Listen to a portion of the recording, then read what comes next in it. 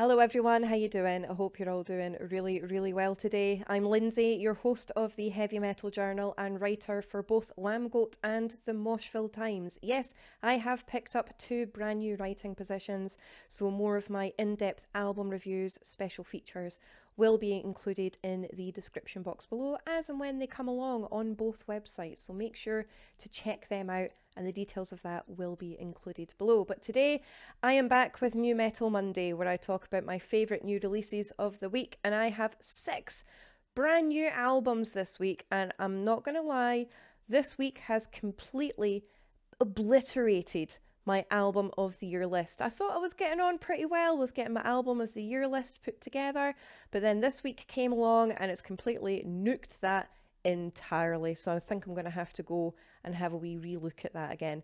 But like I said, 6 brand new albums that I want to talk about, so let's get on with it. Okay, so the very first album that I have on my list, I was very excited about because I adored their last album, and this album did not disappoint at all, and that's Fit for an Autopsy with The Nothing That Is, and it's the 7th studio album from the US-based deathcore death groove metal band. I don't know what it is that they do, but they absolutely kill it with every single album they ever release, and 7 studio albums down the line, they have not lost their momentum whatsoever. Big muscular breakdowns in this, the guttural vocals are rasping, venomous, and just so powerfully demonic, but there's also some really cool haunting cleans that kind of wind their way through the album as well. You've got your chugging bass lines, you've got some epic guitar riffage, flying solos, and the drums in this are just absolutely insane.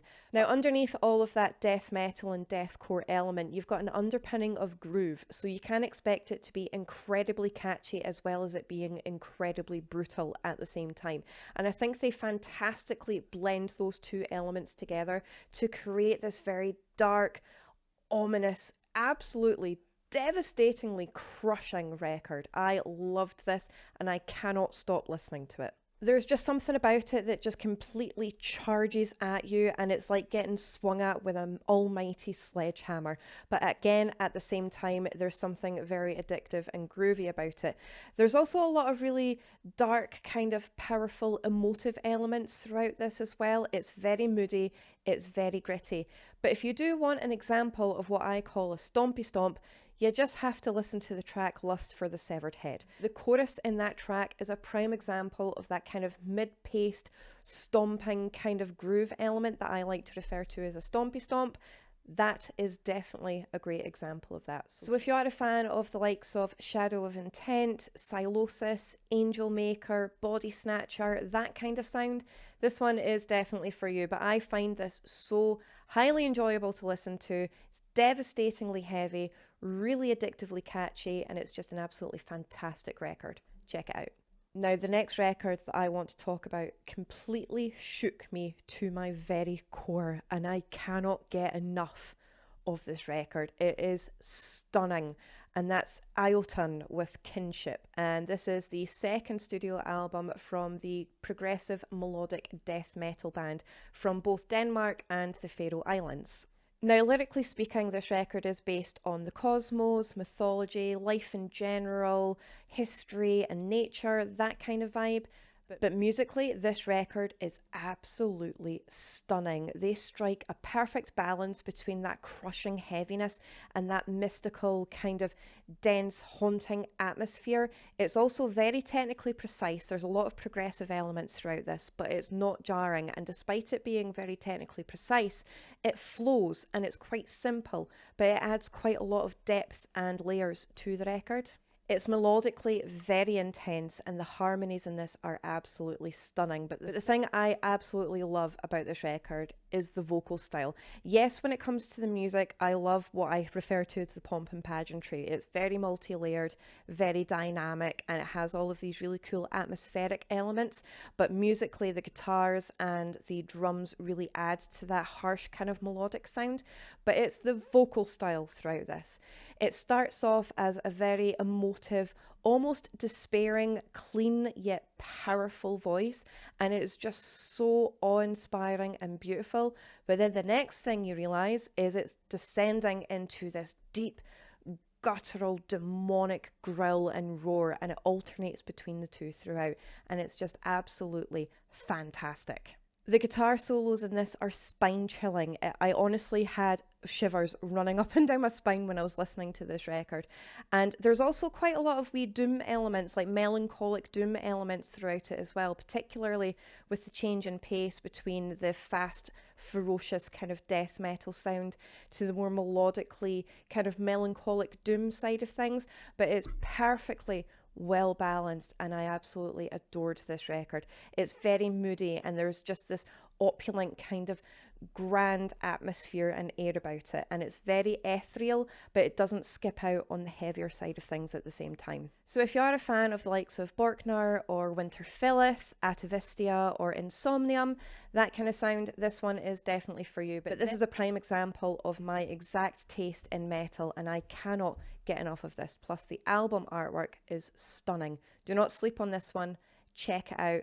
Amazing. Okay, so next up on my list I have Gaerea with Coma, and this is the 4th studio album from the Portuguese black metal band. Now, can we just stop for a second and look at this album artwork? I love this entire concept. You know, you've got the eye that it looks like it's bleeding, but it's on a bridge, and it has this gothic kind of landscape that's posing as the eyelashes of the eye.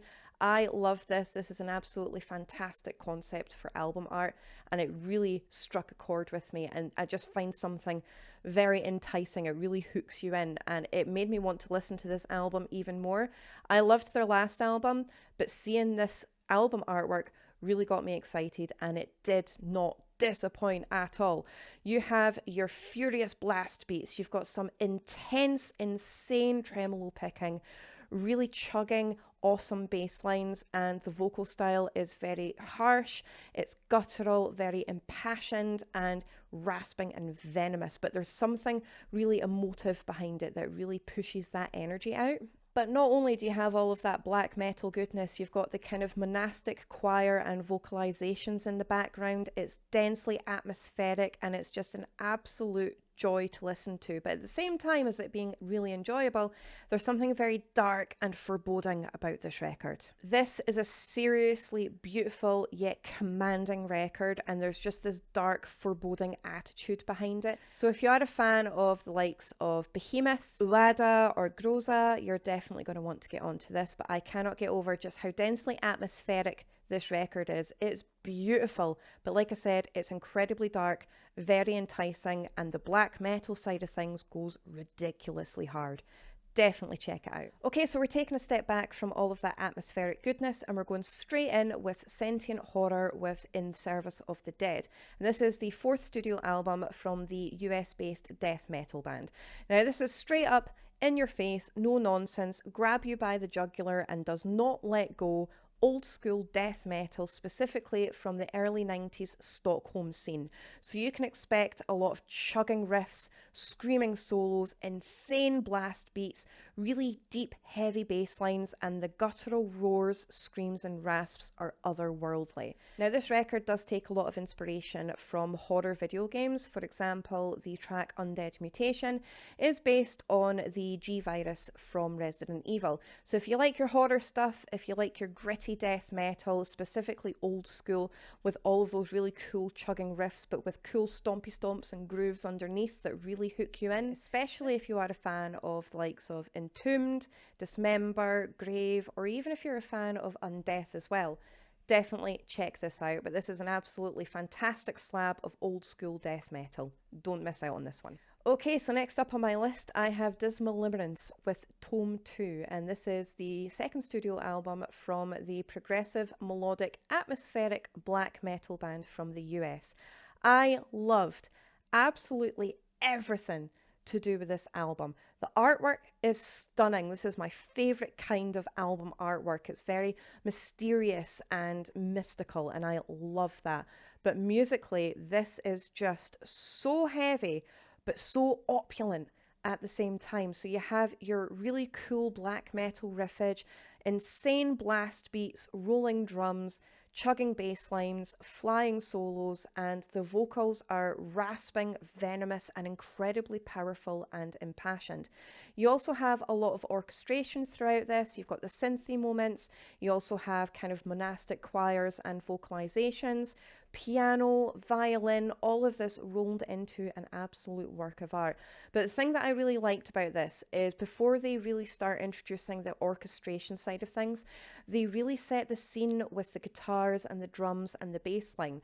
So all of that melody and all of that dark, ominous atmosphere is already there, but when they bring in the orchestration and the violins and the keyboards and the piano, it really adds an extra layer to what was already there. So it's already capitalizing on the instrumentation rather than relying on the synthy side of things, if that makes any sense. But it blends so well. It's so powerful and spine tingling when you listen to it. There's something very dark, very ominous about it, but it's highly addictive. But definitely check this one out, especially if you are a fan of the likes of Winterfilleth, Wolves in the Throne Room, if you're a fan of Fellwarden or last week's The Mist from the Mountain, with a little bit of Conjuring and Vorga in there as well. I loved absolutely everything about it. It's really haunting, really addictive, but it's going to completely annihilate your ears when you listen to this. Don't sleep on it. Loved absolutely everything about it. Okay, so last up on my list, and certainly by no means least, is one of my favourite artists of all time, and I just had to include it in this week, and that's Devin Townsend with Power Nerd, and this is the 12th studio album for this particular project of progressive metal. Now, if you haven't already checked it out, I do have an interview with Devin about all things Power Nerd on this channel, so I will get this linked up here for future editing, Lindsay. It'll probably be in this top corner somewhere, so make sure to check that interview out because that was a really cool interview. But what can I say about Devin Townsend that hasn't already been said? This guy is an absolute musical genius, and he was such a joy to speak to. I could have spoken to him for hours on end, but I didn't have that opportunity, unfortunately. Maybe again at some point in the future, who knows? But this is an absolutely stunning record. You've got all of that kind of jumpy goodness, you've got the addictive harshness to it, and it's just musically so enticing and so intricate. But you've also got those very heartfelt, warming kind of tracks as well that really lift you up. You've also got the tracks that are going to depress the absolute living shit out of you in the best way possible, but it's in a good way. It's a very emotive record, and Devin has said himself that he did struggle to make this record. You know, it's a very emotional record, but at the same time, it's an absolute joy to listen to, and you just want to listen to it over and over and over again. But I have to make a quick mention for what has to be my favourite track of the year. And I told Devin that I felt personally attacked and seen by this track, and that was Ruby Quaker. It's all about coffee. I absolutely love coffee. Anyone that's followed me for more than 5 minutes on Twitter will know that I am an absolute caffeine fiend. So when I listened to Ruby Quaker for the first time, I did nothing but laugh throughout the entire track, and I love it. It's the anthem to my life, I've decided. But yeah, Devin Townsend, I'm not really going to compare him to anybody else because it's pretty difficult to, unless it's somebody like Isan. So if you like listening to Isan, definitely check this out. But I loved absolutely everything about this record, and I just had to include it in this week's video.